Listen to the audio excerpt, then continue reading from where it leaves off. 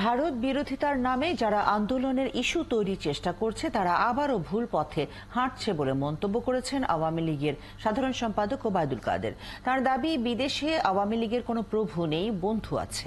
দেশের স্বার্থ জলাঞ্জলি দিয়ে শেখ হাসিনা কিছু করেন না। মনির মিল্লাতের প্রতিবেদন।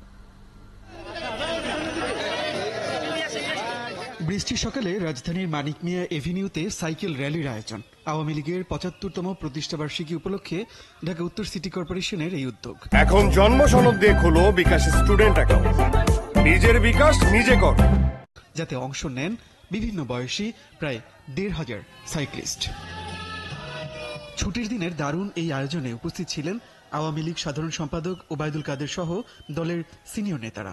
র্যালির উদ্বোধনী অনুষ্ঠানে ওবায়দুল কাদের বলেন, ভারত বিরোধিতার নামে বিএনপি আন্দোলনের ইস্যু তৈরির চেষ্টা করছে, যার মধ্য দিয়ে দলটি আবারও ভুল পথে এগুচ্ছে বলে মন্তব্য করেন আওয়ামী লীগ সাধারণ সম্পাদক।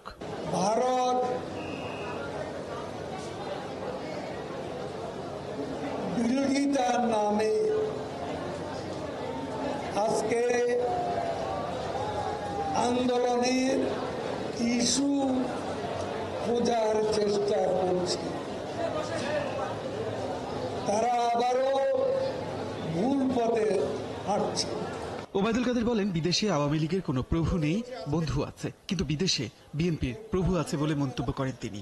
ওবায়দুল কাদের বলেন, বিএনপির কর্মসূচির পাল্টা কোনো কর্মসূচি নিচ্ছে না আওয়ামী লীগ। বছর জুড়েই আওয়ামী লীগ তার প্রতিষ্ঠাবার্ষিকীর আয়োজন চালিয়ে যাবে।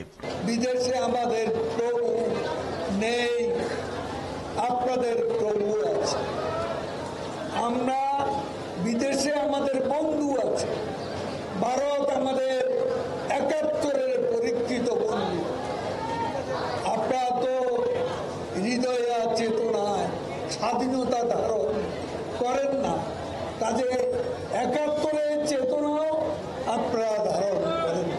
পরে সাইকেল র্যালিতে যোগ দেন ওবায়দুল কাদের। ঢাকা উত্তর সিটির মেয়র সহ আওয়ামী লীগের সিনিয়র নেতারা এই সময় উপস্থিত ছিলেন।